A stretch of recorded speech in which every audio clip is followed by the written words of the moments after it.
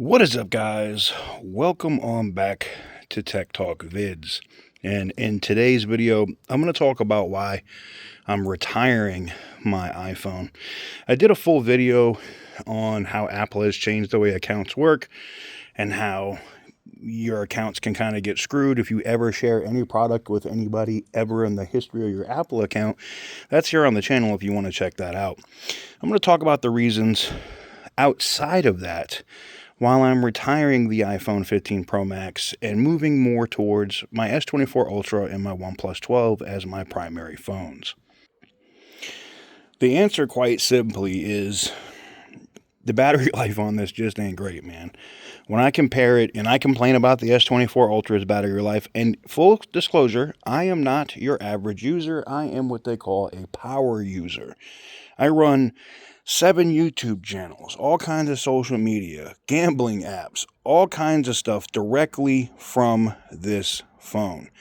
And, it's not, I'm not completely saying it is the phone's fault. It's just the battery life doesn't meet my standards for what I physically need. Now, for me, you can see it was 2 hours ago that I had it fully charged. It's doing decent today. We're at 90%, but that's because this is on Wi-Fi and I'm not using it as my primary phone moving forward. You can still see around the end of the day, which is a little bit after midnight, is kind of when I plug my phone in. And I usually get started around noon. Battery health on this one, I will say, is better. You guys may remember I did a similar post earlier where I said the first one, and this is my second 15 Pro Max, got down to like 94%, and I only had the phone for 2 months. This one I've had for almost 3, and it's still at 100%, and this thing lives on the charger, so good points there. No issues as far as that goes. As far as the fluidity and whatnot of this device, I will say this, it is a little quicker than what I saw from the 14 Pro Max. It does have its occasional stutters or miscues or errors, but for the most part, pretty solid. But just like Tesla, and you can see it is 55 degrees here, when I had this thing in much colder climates, the battery life on this phone went to garbage. I mean, yes, the S24 Ultra has its own issues for me, but nothing like this. Like, it was like my battery life, the time, and I was outside filming on some auction yards for my automotive channel, for you guys that follow some of my other YouTube channels. And, yeah, the battery life just took a dump. Before I retire it, though, let me talk about the cameras. The other reason why I am retiring the iPhone this year, or way early, and I'm not buying one next year, is because, I hate to say this, Android has finally caught up, and they had caught up previously with some Huawei phones, but they weren't generally available. They weren't, big publicly available devices, right? You couldn't go down to T-Mobile and pick up a Huawei phone. Whereas in now, anybody could pick up a S24 Ultra, and the 8K that comes out of that camera, which, by the way, this entire video is being shot on, is crispy as F. And it is the first video camera I can use on an Android phone, handheld with no gimbal, similar to what I used to do with the iPhone on my automotive content, that meets, and in some cases beats, the iPhone.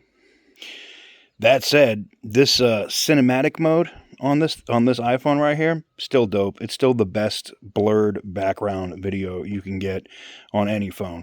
You have to speak facts, and I do speak facts. I don't hold any punches or claim things that aren't legitimate. This right here, beast. Portrait mode as well. While the Pixels do a fairly good competition with these, Samsung still isn't there when it comes to that with an iPhone. But I'm not taking a ton of portrait photos. I do mostly video on my devices, and that's what's most important to me. So I know a lot of people are going to say, well, it doesn't sound like you have a lot of hate for the iPhone. I don't hate it. It's just, it doesn't meet my needs at this time, this year. And it's because I think Apple has got complacent. And they've allowed the competition, i.e. Android manufacturers like OnePlus, Samsung, and even, believe it or not, you guys aren't going to believe this, but even, the Xiaomi's, the Oppos, the Huawei's of the world have caught up and in some ways passed Apple in photography. I know people are going to say, you never mentioned the Pixel. I mean, the Pixel is cool.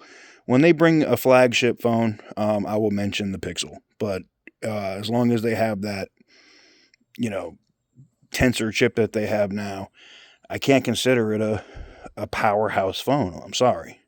But when it comes to the iPhone, processing times, editing, if you are looking for a device that you can run your whole YouTube channel on, and battery life is not important to you, this is a camera, this is an editor, this can run all your social media, this can do all of that.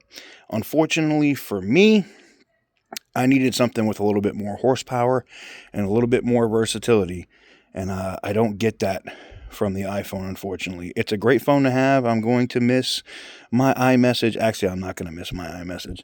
I'm using Beeper with a MacBook, so I will still get my iMessages. Look at that. I will get my iMessages and whatnot. And I won't get those annoying pop-ups up at the top from Apple, which, I know, you can change the notification settings. I don't care. In my opinion, that's where I'm at with this phone. It was great. I'm sure it's great for a lot of you out there. It's just no longer for me.